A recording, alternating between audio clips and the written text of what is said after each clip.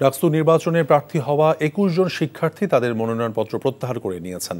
যাচাই বাছাই শেষে কাল চূড়ান্ত প্রার্থী তালিকা প্রকাশ করা হবে বলে জানিয়েছেন চিফ রিটার্নিং কর্মকর্তা। এরপরই পুরোদমে নির্বাচনী প্রচারণা শুরু করতে পারবেন প্রার্থীরা।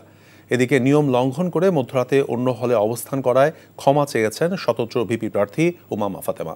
নূর হোসেনের রিপোর্ট। ঢাকা বিশ্ববিদ্যালয়ে কেন্দ্রীয় ছাত্র সংসদ, ডাকসু, হল সংসদ নির্বাচন ঘিরে ক্যাম্পাস জুড়ে উৎসবমুখর পরিবেশ বিরাজ করছে।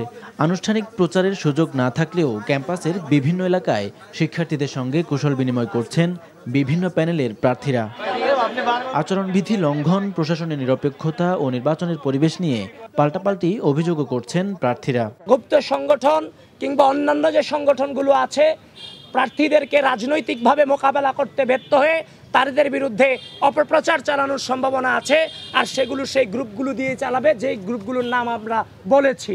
সুতরাং যা বলছি প্রত্যেকটা বিষয়ে যদি লেভেল প্লেইং ফিল্ড দিয়ে নির্বাচন সুষ্ঠু করতে চান এইগুলো সম্পর্কে ব্যবস্থা আপনাদেরকে নিতে হবে। আমরা আজকে যারা ঢাকা বিশ্ববিদ্যালয়ে ডাকসু নির্বাচন করছি সবাই জুলাইয়ের সহযোদ্ধা।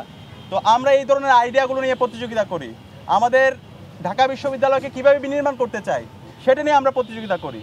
কিন্তু আমরা বারবার এই কথাগুলো বলার পর দেখতে পাচ্ছি আমাদের যারা প্রতিপক্ষ আছে, আমাদের যারা বন্ধুপ্রতিম আছে, তারা ক্রমাগত সাইবার বুলিং করছে, ক্রমাগত মিথ্যা প্রপাগান্ডা করছে, ক্রমাগত সে আগের মতো করে বিষাদগার করছে।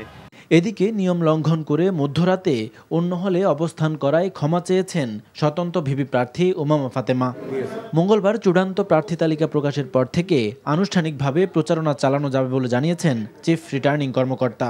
যে কোনো জায়গায় নির্বাচনী আচরণবিধি ভাঙা কিংবা নির্বাচনী প্রচার কার্যে যদি কোনো অসমতা দেখা দেয়, বৈষম্য দেখা দেয়, আমাদের কাছে সেটা লিখিত অভিযোগ আসলে পদ্ধতিগতভাবে আমরা সেটাকে অ্যাড্রেস করার চেষ্টা করছি।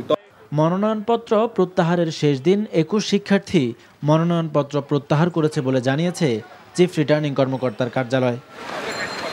নূর Hossain, NTV news, Dhaka. Bundle থাকলে প্রতি সেনমানিতে টাকা বাঁচবে। বিকাশ সেনমানি বান্ডেল কিনে জিতুন প্রতি লেনদেনে।